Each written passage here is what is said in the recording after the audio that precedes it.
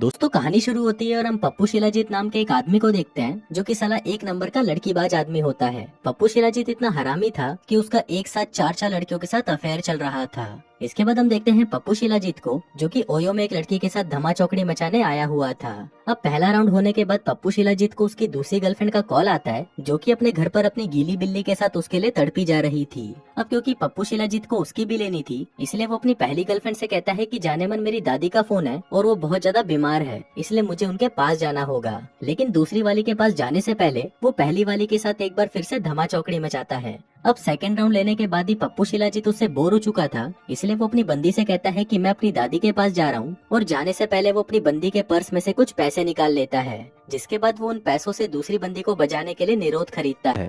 शाबाश। फिर रात को अच्छे से तैयार होकर वो अपनी दूसरी बंदी के घर पहुंचता है, लेकिन अंदर जाकर वो देखता है कि घर में पूरा अंधेरा है। पप्पू शिलाजीत को लगता है कि शायद उसकी बंदी चुपके से आकर उसका मुंह में लेगी, लेकिन तभी अचानक पीछे से उसकी बंदी आकर उसके सिर पर बेसबॉल बैट से हमला करके उसे बेहोश कर देती है। फिर कुछ देर बाद जब पप्पू शिलाजीत को होश आता है तो वो खुद को एक रेगिस्तान में पाता है। वो देखता है कि सिर्फ कच्छे को छोड़कर उसके बाकी सारे कपड़े उतार लिए गए हैं। फिर वो अपने कच्छे की जेब में हाथ डालता है जहाँ पर उसे एक निरोध का पैकेट और उसकी चारों गर्लफ्रेंड्स की एक फोटो मिलती है, जिसका मतलब था कि उसकी चारों गर्लफ्रेंड को पप्पू शिलाजीत के बारे में पता चल चुका था, इसलिए उन सभी ने मिलकर उसकी गांड फाड़ने का ये प्लान बनाया। अब ये देखकर पप्पू शिलाजीत गुस्से से पागल हो जाता है, जिसके बाद वो उस रेगिस्तान में इधर उधर घूमकर वहाँ से बाहर निकलने का रास्ता ढूंढने लगता है, लेकिन काफी कोशिशों के बाद भी उसे बाहर का रास्ता नहीं मिलता। अब काफी देर ऐसे ही घूमने से उसे हेलुसिनेशन होने लगता है, जिसकी वजह से वो रेत को ही पानी समझकर पीने लगता है। इसी दौरान उसके पास कुछ लड़कियों का एक ग्रुप आता है जिसके लीडर का नाम होता है चंडाल चूची। अब वो सभी पप्पू शिलाजीत को जिस तरह घूर रही होती हैं, उसको देखकर उसे लगता है कि शायद वो उससे अपनी पिंकी बिटवाना चाहती हैं। इसलिए पप्पू शिलाजीत चंडाल चूची के पास आता है और उसे कहता है कि ये मुंह से अपना कपड़ा उतार और जल्दी से आकर मेरा मुंह में ले। अब ये देखकर वही पास में खड़ी एक लड़की पप्पू शिलाजीत के सर पर भाला मारकर उसे बेहोश कर देती है, जिसके बाद वो सभी लड़कियां पप्पू शिलाजीत को बांधकर अपने गांव ले जाती हैं। हम देखते हैं कि वो औरतें जिस गांव में रहती थी उस गांव का नाम चूची गांव था और इस गांव में रहने वाली सभी औरतें ही थी। यहाँ पर आदमियों को गुलामों की तरह रखा जाता था और औरतें उन पर हुक्म चलाती थी। आदमी यहाँ पर औरतों की सेवा किया करते थे और रात को उन्हें संतुष्ट किया करते थे, लेकिन अगर कोई भी आदमी उन्हें संतुष्ट नहीं कर पाता था तो ये औरतें उन्हें मारकर खा जाती थी। फिर गांव में ले जाकर पप्पू शिलाजीत को बाकी आदमियों की तरह एक पिंजरे के अंदर कैद कर दिया जाता है। अब ऐसे ही कुछ दिन बीत जाते हैं और फिर एक दिन पप्पू शिलाजीत के पास घोचूलाल नाम का एक आदमी आता है और वो उसे बताता है कि मैं एक साइंटिस्ट था और मैं यहाँ पर अपनी टीम के साथ इन लड़कियों पर रिसर्च करने आया था। दरअसल हम ये देखना चाहते थे कि ये औरतें हमारे छोटे पप्पू को 2-2 घंटों तक अपने मुंह में कैसे ले सकती हैं, लेकिन जब मेरी टीम वालों ने इन्हें मुंह में दिया तो ये औरतें चूसने की जगह उनका काट कर खा गई और फिर उन्हें जान से मार डाला। इसके बाद वो सभी औरतें मुझे भी मारने वाली थी, लेकिन यहाँ की एक प्रीस्ट ने मुझे इनसे खरीद लिया और मैं बच गया। फिर जाने से पहले वो पप्पू शिलाजीत से कहता है कि आज रात को यहाँ पर एक फेस्टिवल होने वाला है जहाँ पर ये औरतें कुछ आदमियों की बलि देंगी। फिर रात को जब वो औरतें पप्पू शिलाजीत को लेने आती हैं, तो उनको देखकर वो चूतियों वाली हरकतें करने लगता है ताकि वो उसे पागल समझकर छोड़ दें, लेकिन इससे उन औरतों को कोई फर्क नहीं पड़ता और वो उसे बांधकर दूसरे आदमियों के साथ घसीटते हुए स्टेज तक ले जाती हैं। इसके बाद वहाँ पर गाँव की पुजारन काली शक्ति आती है जो कि एक एक करके उन आदमियों के छोटे पप्पू को काटने लगती हैं। अब ये देखते ही पप्पू शिलाजीत की फटकर 464 हो जाती है, लेकिन फिर जब उसकी बारी आती है तो रानी उसके सामान को काटने से मना कर देती है, क्योंकि रानी को ऐसा लगता है कि पप्पू शिलाजीत उसकी वो प्यास बुझा सकता है जो कि बाकी के आदमी नहीं बुझा पाए। फिर रात को पप्पू शिलाजीत को रानी को संतुष्ट करने के लिए उसके कमरे में भेजा जाता है।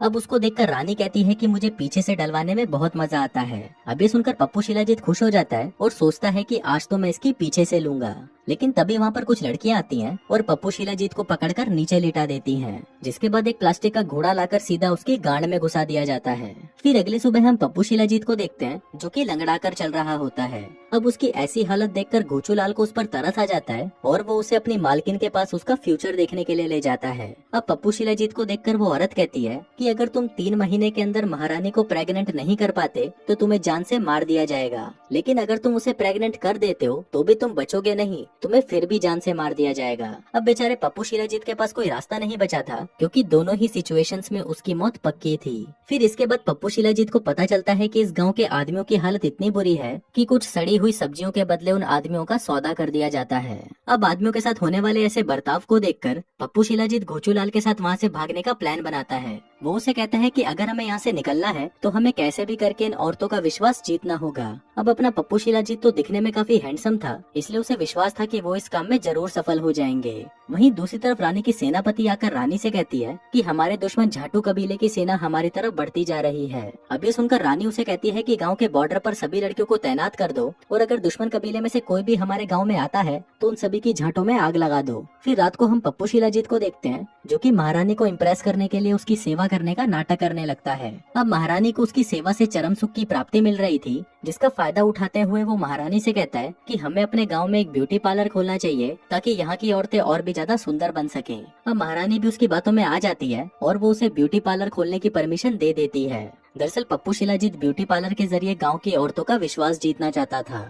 फिर अगले ही दिन पप्पू शिलाजीत और गोचूलाल मिलकर एक पुरानी सी बिल्डिंग को रेनोवेट करते हैं और उसे एक ब्यूटी पार्लर में बदल देते हैं। फिर कुछ देर बाद उनकी दुकान पर गांव की सबसे बदसूरत लड़की आती है, लेकिन इसके बाद भी पप्पू शिलाजीत और गोचूलाल मिलकर उसका ऐसा मेकओवर करते हैं कि वो बदसूरत से एकदम खूबसूरत आइटम बन जाती है। अब उसकी खूबसूरती को देखते ही गांव की बाकी औरतें भी पागल हो जाती हैं और वो सभी पप्पू शिलाजीत के पास आकर उनको भी वैसा ही खूबसूरत बनाने को कहती हैं। अब धीरे धीरे हम देखते हैं कि पप्पू शिलाजीत गांव की लड़कियों के बीच पॉपुलर हो जाता है और जो पैसा वो उन लड़कियों से कमाता है वो सारा पैसा वो महारानी पर उड़ा देता है ताकि वो उसे इम्प्रेस कर सके। फिर एक दिन डिनर के दौरान वो महारानी से कहता है कि मैं आपको बहुत पसंद करता हूँ और मैं आपसे शादी करना चाहता हूँ, लेकिन महारानी उसकी बातों में नहीं आती और उसे कहती है कि मेरे से दूर रहो। वो कहती है कि तुम एक आदमी हो और तुम्हारी यहाँ पर कोई औकात नहीं है। इसी दौरान वहाँ पर एक औरत भागती हुई आती है और महारानी से कहती है कि ये बच्ची कुएं में गिर गई थी, हमने इसे बाहर निकाल तो लिया लेकिन ये होश में नहीं आ रही। अब ये देखकर पप्पू शिलाजीत जल्दी से उस बच्ची को पकड़कर उल्टा लटका देता है, जिससे उसका सारा पानी बाहर निकल जाता है और वो होश में आ जाती है। अब ये देखकर गाँव की औरतें बहुत खुश होती है और उसे इस गाँव का हीरो बना दिया जाता है। जिसके बाद अगले दिन हम देखते हैं कि पप्पू शिलाजीत को गांव की औरतों से इज्जत मिलना शुरू हो जाती है और ऐसा पहली बार हो रहा था कि ये औरतें किसी आदमी को इतनी इज्जत दे रही थी।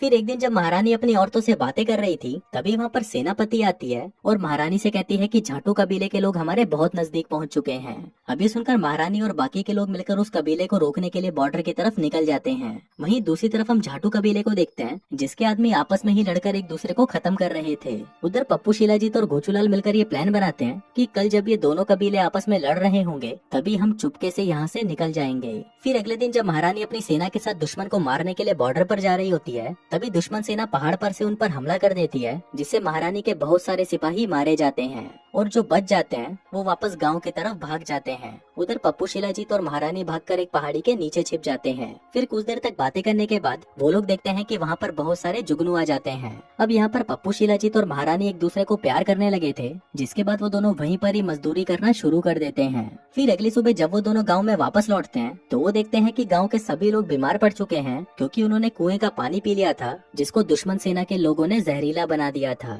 इसी दौरान वहाँ पर गोचूलाल आता है और पप्पू शिलाजीत से कहता है कि भोसड़ी के तू रात को यहाँ से भागा क्यों नहीं। अभी सुनते ही महारानी को लगता है कि वो उनके साथ गद्दारी कर रहा है, इसलिए वो उन दोनों को पकड़ लेते हैं। लेकिन फिर महारानी उसे मारने की बजाय उन दोनों को गांव से बाहर छोड़ देती है। अब वो दोनों वहाँ से जा ही रहे थे कि तभी पप्पू शिलाजीत को एहसास होता है कि उन कबीले वालों को उनकी जरूरत है, इसलिए वो गोचूलाल से कहता है कि हमें अपने कबीले में वापस जाना होगा।